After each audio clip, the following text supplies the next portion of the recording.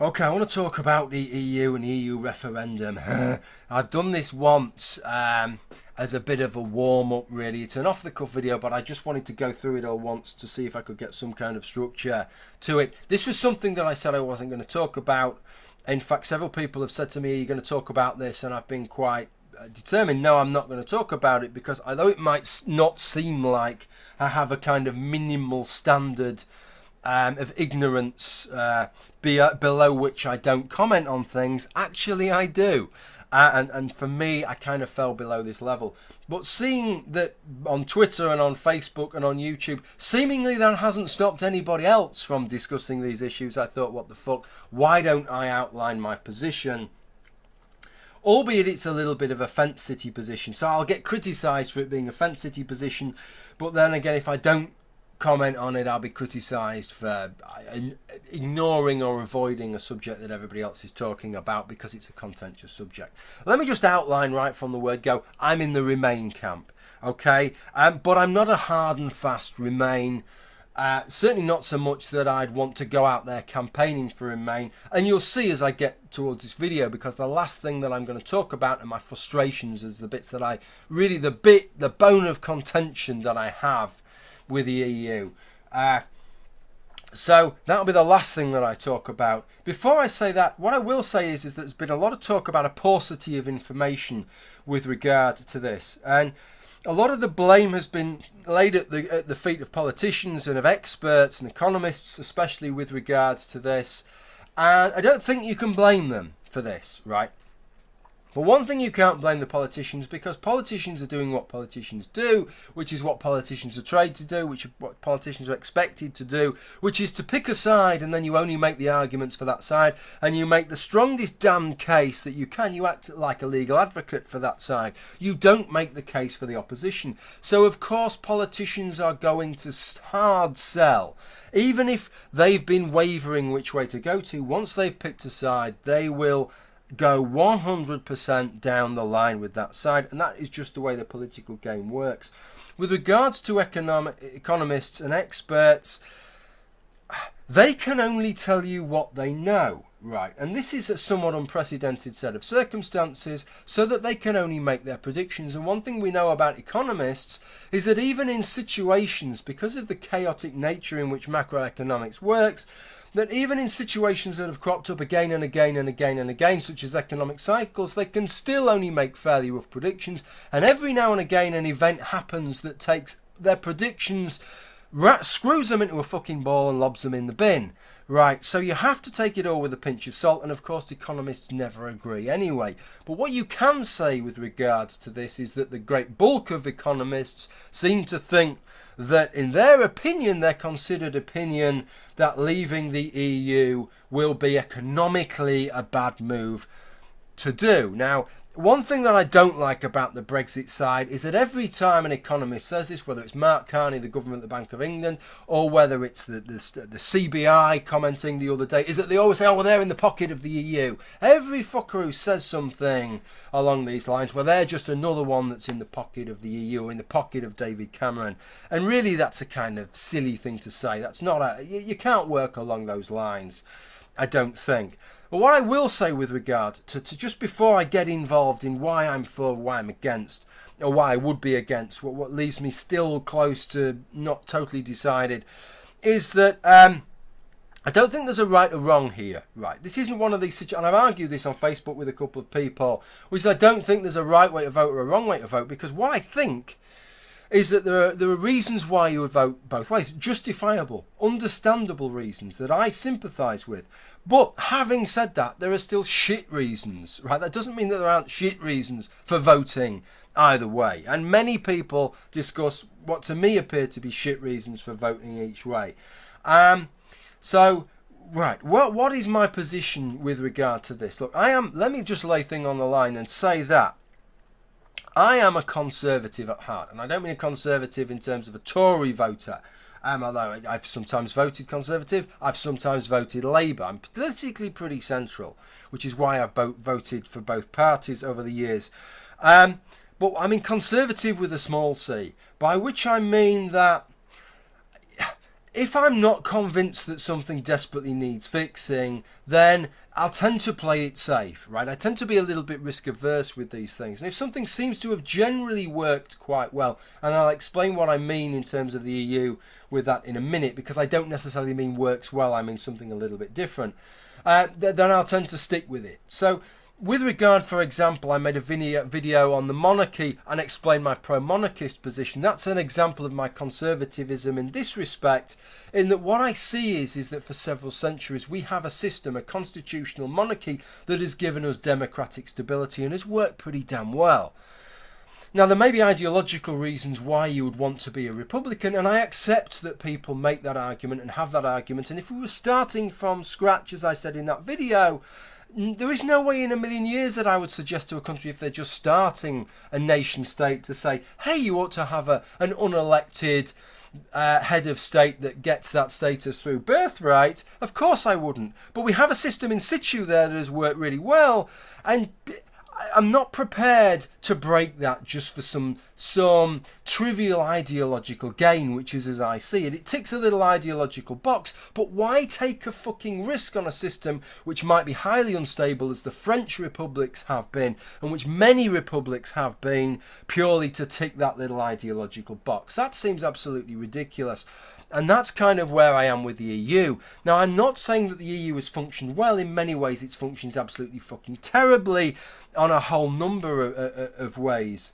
But what I do know from the economists, aside from this whether or not the economy will do better or worse outside of the EU, is that even before any of the referendum was called, because I do have a lay interest in economics, and how the UK economy is performing, is that the predictions for the UK economy have been pretty good. The medium and long-term predictions for the UK economy have been good, and that predates the calling of the referendum. And that's both in absolute and relative terms, that over the next 15 or 20 years, the UK economy is expected to do well in its own regard, but also relative to comparable economies and a basket of European economies as well. It's expected to outperform the averages there. And I take that into account when I take my little conservative approach there. As to what that expectation is, right? So I'm setting everything against that. Now listen, if you ever watch the comedy The Office, and I don't know if this was iterated in the American version, because I know in the first series they did go over a lot of the same storylines, but in the UK version, the character of Tim in The Office, there's a little piece where he's giving a little piece to camera as I'm talking now, and one of these kind of fly-on-the-wall documentary things, and he's talking to the camera, and this is what he says, right, discussing about the fact that really he's in a bit of a dead-end job, and he really ought to go for another job, but decides not to, and he gives this little piece. It's a wonderful little piece where he says something along the lines of, so perhaps I've rolled a 3, and yeah, perhaps if I roll again, I could roll a 4, 5, or 6, but I could also roll a 1 and 2, and you know, maybe I should just settle for my 3. So that's kind of where he's at, right? And he's very risk averse. That is his character in there. I'm not being quite that risk averse. But given that medium to long term economic prediction, and given how important that is, the only reason that I'd really want to be in the EU primarily is for economic reasons. That given that, I don't think we're rolling a 3, I think we're rolling a 4, right? And what I do know with regards to economics, is that if you can keep rolling a 4 in perpetuity, you're doing pretty fucking well, right? So a 4 is something that you should settle on. If you settle for 4, if you're offered a 4, in my view, you take a 4, right? Now, most economists would say that if we exit, if we vote to leave, we're probably going to end up with a 3 or a 2. They might be wrong. We might end up with a 5. But the point is, even if it's a 50-50 gamble, and maybe we're going to get a 5, maybe we're going to get a 3, right? I'll still settle for my 4, right? I'm happy with the 4. So from the economic side of it, which is after all really what's driving my position, it's not so much, I think that, you know, on balance, from how I assess the different things, it seems to me more likely than not that we would be economically worse off if we left the EU. But there's no point throwing arguments at me saying, well, actually, no, that might not be the case, because it's all speculation at the end of the day. And what I'm being sold, right, is a gamble versus not taking a gamble. And that's what it is to me. It's not, are we going to be better off or worse off? It's a case of, do I take an economic gamble or don't I take an economic gamble? And as the forecasts seem to be pretty good as things stand, without taking that gamble, then I'm going to plump on things as they are. That's kind of where I'm at with regard to that. Even if you don't agree with me, I hope you can understand the point that I'm making there, the argument that I'm making there. Now, it might well be that you would think more of me if I was a little bit more ideological, and a little bit less money grubbing on a sort of national level there. And, I said, well, I'm not bothered, as some people say, even if we're going to be worse off, it doesn't matter, it's the fucking principle of the thing. But I'm not sure that it is for me. There are problems that I have with the EU. It's not that it's undemocratic, right? There are issues with regard to that, but I can live with the way that it's structured. It's not to do with immigration for me, but what it is to do with, this is the issue that I have. As I said, it's not enough to drive me in the leave category, but it is a major gripe with me, is this whole issue of loss of sovereignty. That is a bit of a gripe with me, and a feeling that we were missold it. When the last referendum happened, when I was only that high, it was missold. It was sold to us that no, this is effective, this is a common market, this is a free trade area, and it's not going to get drawn into all these other things, and that's bullshit, right? It's expanded and expanded and expanded in terms of its remit. And although people get a little bit confused with regard to what its remit is, and no wonder, its remit has grown pretty fucking cumbersome and expanded into areas beyond that which we expected. And then there are other areas which aren't actually part of the EU, but which are intrinsically linked, such as the signatory status. We are signatories of the European Convention of Human Rights and therefore bound to the European Court of Human Rights, and people conflate that quite understandably. Now, that's to do with the Council of Europe, not the European Union. It does get conflated, but they are linked, right? They may be separate things, and just leaving the EU doesn't remove our signatory status from the European Convention of Human Rights. Make no mistake about it, they are intrinsically linked, in as much as it stands now, it wasn't the case back in the day, but as it stands now, if you want to be a member of the European Union, you have to be a signatory of the European Convention of Human Rights and therefore bound to the European Court of Human Rights. That is not negotiable. That is a term that has to be in place. So if you're not happy with any of that, then you can't do anything about that whilst remaining a member of the European Union. But then, of course, there's a whole other basket of legislation, of EU law that is decided upon by the European Court of Justice. Some of that relates to trade, of course. And we need to be minded that the legislation that particularly pertains to trade, a great deal of it is necessary. And I accept that, right? I accept that, and I take that on board, that needs to be in place if you were going to have a free trade area. Otherwise, it would be no different to, say, in England or in the United Kingdom, having one set of trade rules for South England, for Southern England, and then Northern England and Scotland and Wales, Northern Ireland, all having a different set of rules and laws. It would disadvantage either the traders in the south of England or the traders everywhere else. So you need to have a common set of rules if you're not going to start having trade borders and tariffs to try and equal these things out. Right, and I'm only too aware of some of those things coming from the fishing port of Grimsby, because a big bone of contention that we always used to have was to do with fish quotas and fish stocks and the landing of fish and minimum sizes, and the feeling that these rules weren't being applied equally, and we were having to throw back into the North Sea fish that were below a certain size. But fish landed in other ports, in other countries, they weren't playing by the rules, and the feeling was that they were cheating and they were keeping those fish, which of course would be giving them a trading advantage because they're landing a larger stonage, which is, I think, what they measure fish in. They measure it in stones. A larger stonage, if that's a word, of fish on each catch, because they were keeping these other fish. So you need to have these rules, they need to be applied, and they need to keep things equal. But there is a whole slew of European law that has nothing really to do with that, or is only very tenuously linked with trade. And yet this seems to be imposed upon us. And the trade is always sold as, well, it may be a loss of sovereignty, and it might mean that the Germans and the Spanish and the Greeks have a say in how things run in the UK, but You get to have a say in how things run in their country. But that doesn't really sell it to me very much, because I really couldn't give a crap in having a say in how the Belgians do things or how the Greeks do things. They can decide it for themselves as far as I'm concerned. If I wanted to give you an analogy about how I feel about that, it's as if me and my friends decide every Friday night what pub we're going to go drinking at, right? And we all decide to go in a particular pub one night, and there's a group of women there, and they all do the same thing. They decide what pub they're going to go drinking at. And there's a group of I don't know, there's a group of youths, and they all decide what pub they go drinking at each Friday. And there's a group from the Real Ale Society, and they all decide. And then there's a group of old pensioners, and they're all doing the same thing. And we will say, all those groups say, well, we all do the same thing every Friday night. I tell you, why don't we all club together? Right, and we'll all decide, and all of us will go to the same pub. Now, the problem for me, right, is that I don't have quite so much. They might all be great people, but I don't have quite so much in common. And I know that those young people are going to tend towards slightly busier pubs, and the old people are going to tend towards slightly older pubs. And the real ale folk, they really only want to go in pubs where there are craft beers being sold. And the women, maybe they're going to want to go out a bit later and drink a few bottles of wine in a friend's house before we all go out. So we're all going to have slightly different agendas.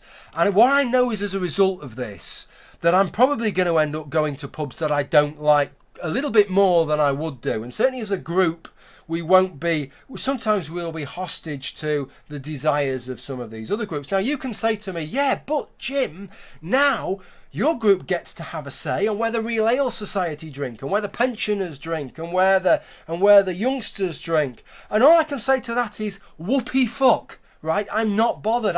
Couldn't give a fucking crap where they drink. They can decide for themselves where they drink. That isn't selling it to me. I don't see that as an advantage. And it's the same within the EU.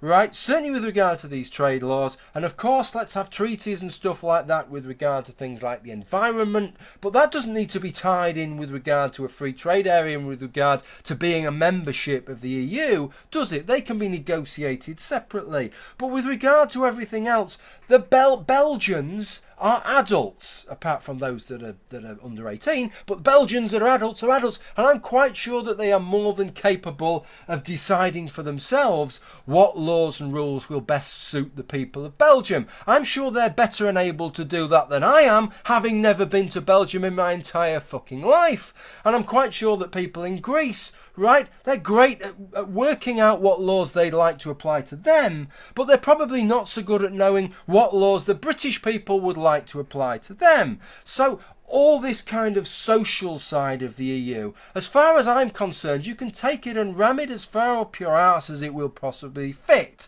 right? I have no time for that whatsoever, and it irks me intensely and ideologically that is tied in with the free trade area.